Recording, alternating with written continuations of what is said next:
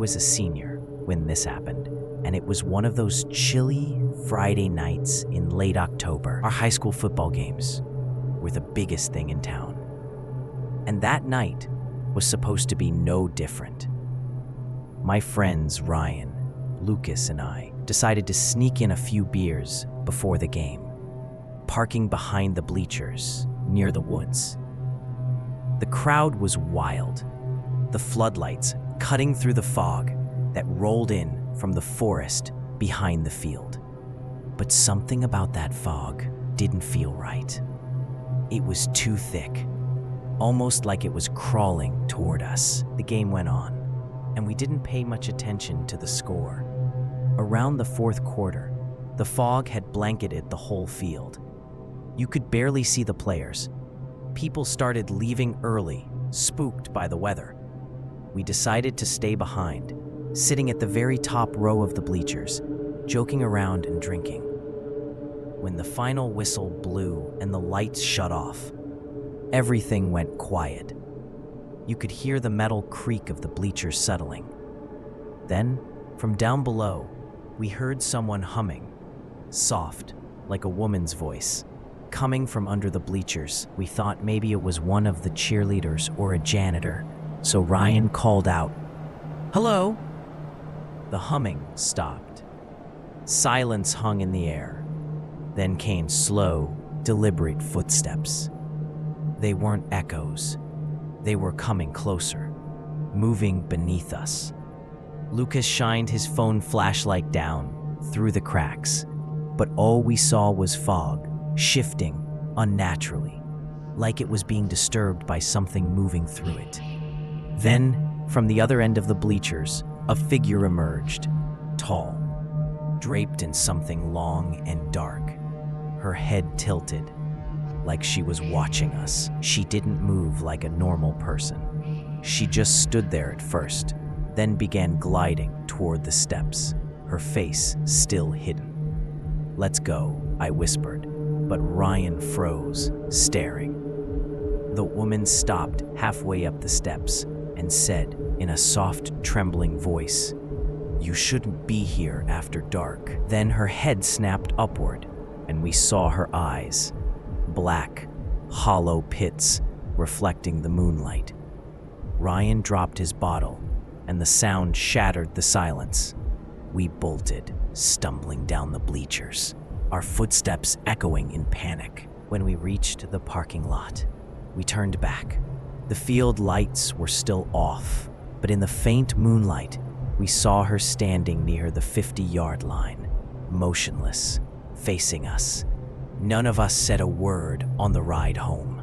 2 weeks later, the school announced that an old teacher had passed away, a woman who used to supervise every football game years ago. Her picture hung in the main hallway, and when I saw her photo, it was the same face from that night behind the bleachers.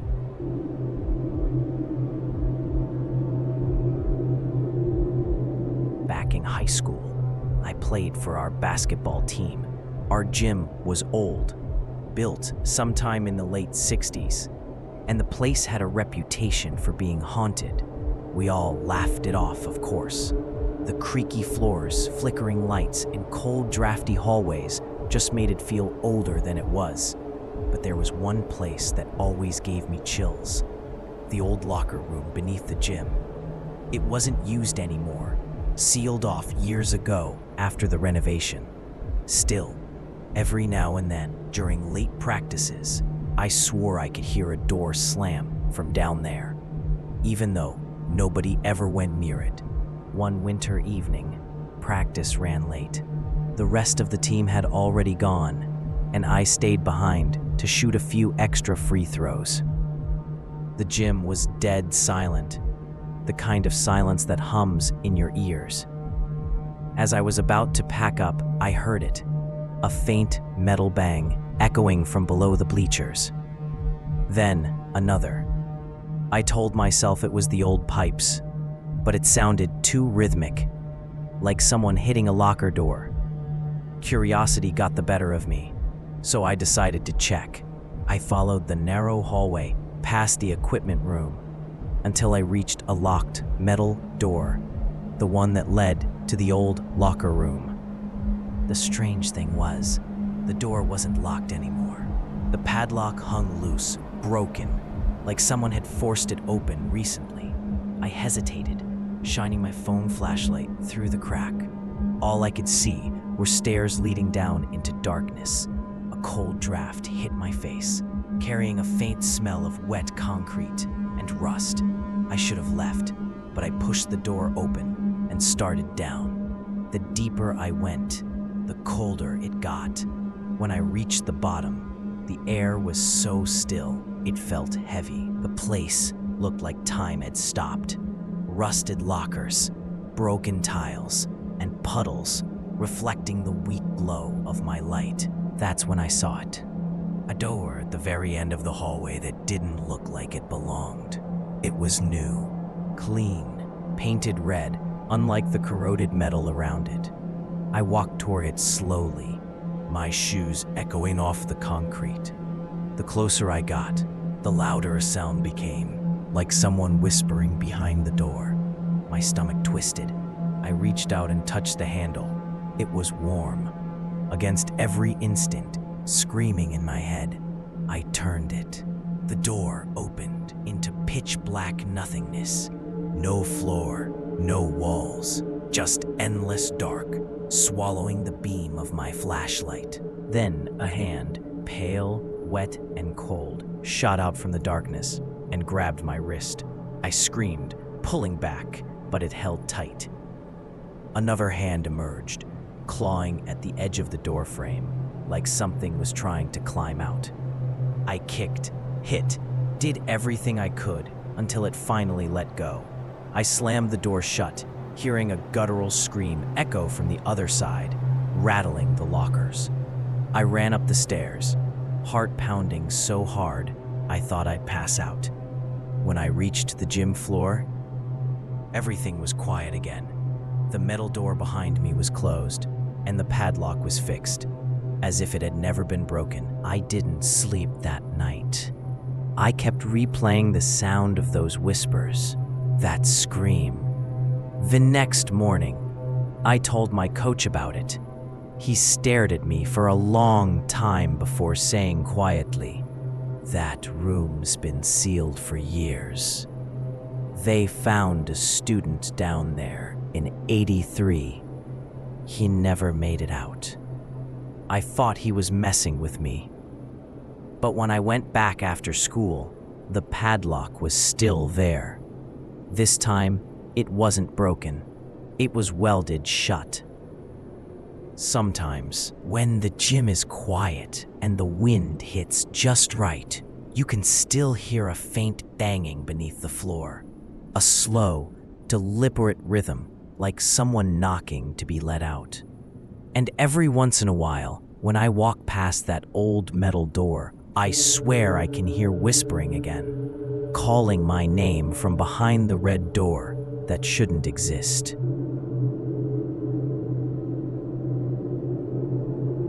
It was late September, and my senior year had just begun in a small town high school, tucked deep in the forests of northern Maine.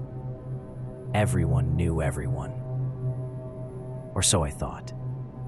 On the second week back, our history teacher introduced a new student named Evan.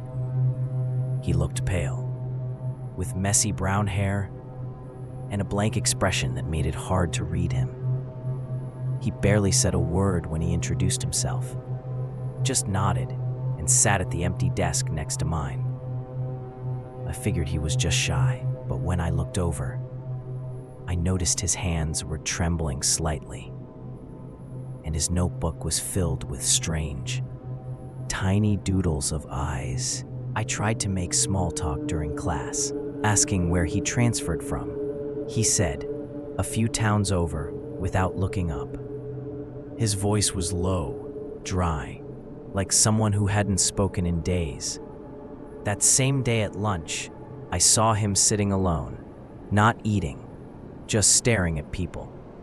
My friend Jenna noticed too and whispered that she'd never seen him in the cafeteria line. I shrugged it off. Maybe he brought lunch.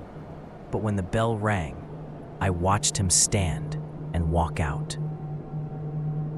leaving nothing behind, not even a tray or a backpack. The next morning, I got a follow request on Instagram from an account named @WatchFromBehind. The profile picture was just a shadowy silhouette. I ignored it, thinking it was some spam account, but later in class, Evan leaned toward me and whispered, "You didn't accept it." My stomach dropped. I hadn't mentioned it to anyone. I'd asked how he knew about that account, but he just smirked and said, "Because it's mine." That was the first time I felt genuinely uneasy that night. I got a message from that same account. "You sit near the window on the left side." I froze. That was true. My bedroom window faced the forest behind our house. I replied, "Who is this?" No answer. Then another message popped up. "Nice red hoodie tonight." I had just taken it off. My heart started pounding. I ran to my window, but it was pitch black outside, just the outline of trees. I slammed the curtain shut and locked the window, trying to convince myself it was just a prank. The next day, I confronted Evan. I told him if it was him, it wasn't funny. He didn't deny it. He just stared at me and said, "You shouldn't live so close to the woods." His tone was so serious, like he was warning me. Later, in study hall, I saw him sketching something again. I leaned over slightly to peek. It was my house. Every window was drawn, and in one, a tiny figure was standing, looking out. My blood ran cold. He noticed me looking and slowly smiled. After school, I got another DM. "Come outside." I ignored it. Then another. "You can't see me, but I see you." My hands were shaking so bad I could barely text. I called Jenna, told her what was happening, and she said she'd come over. While waiting, I peeked through the blinds and saw a figure standing near the edge of the woods, motionless, just watching. My phone buzzed again. "You're finally looking." I stepped back, heart hammering, and turned off all the lights in my room. When Jenna arrived, the figure was gone. We searched the yard with flashlights, but found nothing. She convinced me to take screenshots of everything and show the school counselor the next day. That night, I barely slept. Every creak in the house made me flinch. Around 3 a.m., my phone buzzed again. No message this time, just a photo. It was taken through my window. The image showed me lying in bed, my face half turned toward the camera. I screamed, threw my phone across the room, and called the police immediately. When officers arrived, they searched the woods in the perimeter, but found no one. The ground was damp from rain, yet just below my window, they found fresh footprints, bare feet. The next morning at school, Evan's desk was empty. I asked the teacher where he was, but she looked confused and said, "Who's Evan?" I thought she was joking until she showed me the class roster. No Evan listed. I checked my DMs again, and the account was gone. No history, no messages. It was like he never existed, but I still keep my curtains shut every night, because sometimes I feel those same eyes watching from the dark.